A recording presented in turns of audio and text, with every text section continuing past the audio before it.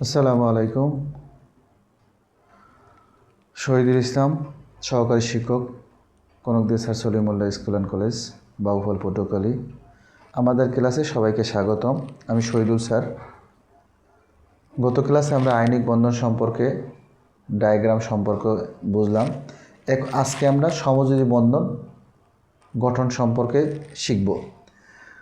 আমরা যদি একটা ইলেকট্রন বিন্যাস করি তাহলে আমাদের সমযোজী বন্ধন কার কার মধ্যে হবে? যে সমস্ত মৌল যৌগ গঠন করার ক্ষেত্রে উভয় মৌল ইলেকট্রন শেয়ার করে বন্ধনে আবদ্ধ হয় তাদেরকে আমরা সমযোজী বন্ধন বলি। সমযোজী বন্ধনের মধ্যে যে মৌলগুলো থাকবে তারা সমানভাবে শেয়ার করবে। আর অধাতুর এবং অধাতুর মধ্যে যে বন্ধন তৈরি হবে সেটা হলো সমযোজী বন্ধন। এখন আমরা একটা ক্লোরিনের ইলেকট্রন বিন্যাস করে রেখেছি। তাহলে ক্লোরিন ইলেকট্রন বিন্যাস করলে আমরা এটা বেজোড় ইলেকট্রন নির্ণয় করব। 2s2 2p6 3s2 3px 3py 3pz। তাহলে পিতে ইলেকট্রন হলো 5টা, তাহলে আমরা 2 2 1, তাহলে বেজোড় ইলেকট্রন একটা, যোজনী 1 ক্লোরিনের। ক্লিয়ার? এখন আমরা এই ক্লোরিন যে সর্ববৈশিষ্ট্য শক্তি স্তরে 60টি ইলেকট্রন আছে, এই কারণে সে অধাতু। অধাতুর সাথে অধাতুর যে বন্ধন সেটা হলো সমযোজী বন্ধন। সর্ববৈশিষ্ট্য শক্তি স্তরে তার একটা ইলেকট্রন বেজোড়, তার যোজনী 1। আমরা যদি ফসফরাসের ইলেকট্রন বিন্যাস করি, ফসফরাস ইলেকট্রন হলো 15, তাহলে প্রথম স্তরে হলো 2টি, দ্বিতীয় স্তরে হলো 8টি, তৃতীয় শক্তি স্তরে 2 3p3। এখন যদি আমরা বেজোড় ইলেকট্রন নির্ণয় করি, কারণ বন্ধনে অংশগ্রহণ করার জন্য বেজোড় ইলেকট্রন দরকার হবে, তাহলে লিখি 3s2 3px 3py 3pz। তাহলে 3টে ইলেকট্রন 1 1 1, বেজোড় ইলেকট্রন 3, যোজনী 3। তাহলে একটা ফসফরাস পরমাণুর যোজনী 3, মানে বেজোড় ইলেকট্রন 3। একটি ক্লোরিনের বেজোড় ইলেকট্রন 1। তাহলে এখন শেয়ার করবে কিভাবে? যদি ক্লোরিনের 3টি পরমাণু থাকে তাহলে 3টি বেজোড় ইলেকট্রন থাকবে। ইজিলি বোঝার চেষ্টা করো। তাহলে ফসফরাসের 3টি বেজোড় ইলেকট্রনের সাথে ক্লোরিনের 3টি পরমাণু 3টি বেজোড় ইলেকট্রন সমানভাবে শেয়ার করতে পারবে। তাহলে আমরা ডায়াগ্রাম আকারে লিখতে পারি। তাহলে ফসফরাস প্রথম স্তরে আছে 2টি, দ্বিতীয় স্তরে আছে 8টি,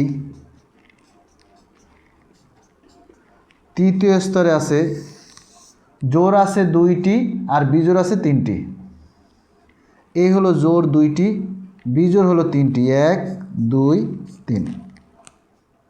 এটা হলো ফসফরাসের বেজোড় ইলেকট্রন অবস্থায় ডায়াগ্রাম। এখন ক্লোরিনের যদি আমরা ডায়াগ্রাম আঁকি, ক্লোরিনের প্রথম স্তরে আছে 2টি, দ্বিতীয় শক্তি স্তরে আছে 8টি, তৃতীয় শক্তি স্তরে বেজোড় ইলেকট্রন আছে কয়টি? 1টি। এই 1টির সাথে এটা যুক্ত হবে। এই তাহলে এইটা ছিল ফসফরাসের বেজোড় ইলেকট্রন, এটা হলো ক্লোরিনের বেজোড় ইলেকট্রন। সেমভাবে এখানেও হবে এইভাবে। এটা ছিল ফসফরাসের, এটা হলো ক্লোরিনের। তাই ক্লোরিনের প্রথম স্তরে হলো 2টি, দ্বিতীয় স্তরে হলো 8টি, তৃতীয় স্তরে হলো 60টি। এই 60টির মধ্যে একটি হলো বেজোড়, যেটা বন্ধনে অংশগ্রহণ করবে। এরপরে এই পাশে হলো ক্লোরিন। প্রথম স্তরে আছে 2টি, দ্বিতীয় স্তরে আছে 8টি, তৃতীয় স্তরে আছে 60টি।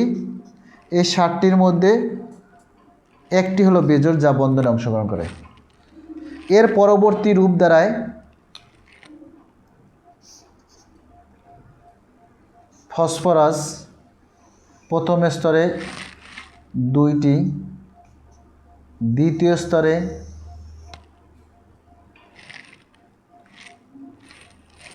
দ্বিতীয় পরবর্তী রূপ আমরা এভাবে লিখি যে ফসফরাস পি, এটা হলো মুক্ত জোড় ইলেকট্রন, এক জোড়া হলো মুক্ত জোড়, এই মুক্ত জোড় ইলেকট্রন দুইটি এখানে দিয়ে দিলাম।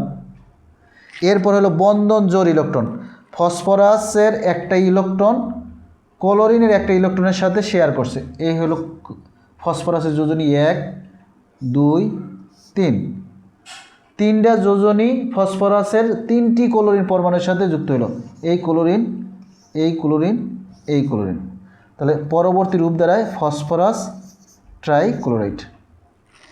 এখন যদি আমরা এটা বর্ণনা আকারে লিখি তাহলে লিখব ফসফরাসের ইলেকট্রন বিন্যাস করলে এর সর্ববৈশিষ্ট্য শক্তি স্তরে 3টি বেজোড় ইলেকট্রন বিদ্যমান। অক্সিজেনের ইলেকট্রন ক্লোরিনের ইলেকট্রন বিন্যাস করলে সর্ববৈশিষ্ট্য শক্তি স্তরে একটি বেজোড় ইলেকট্রন বিদ্যমান। একটি ফসফরাসের 3টি বেজোড় ইলেকট্রনের সাথে 3টি ক্লোরিনের 1 2 3, 3টি ক্লোরিনের 3টি বেজোড় ইলেকট্রন সমানভাবে শেয়ার করে এবং উভয় মৌল নিষ্ক্রিয় মৌলের মতো বৈশিষ্ট্য অর্জন করে। আর আমরা জানি ইলেকট্রন শেয়ারের মাধ্যমে যে বন্ধন গঠন করে তাকে সমযোজী বন্ধন বলে। অতএব ফসফরাস ট্রাইক্লোরাইড একটি সমযোজী বন্ধন। আর এখানে এক জোড়া মুক্ত জোড় ইলেকট্রন আছে, আর এখানে এক জোড়া 2 জোড়া 3 জোড়া বন্ধন জোড় ইলেকট্রন আছে। ভালো থাকো সবাই, অবশ্যই চ্যানেলটাকে সাবস্ক্রাইব করে দেবা।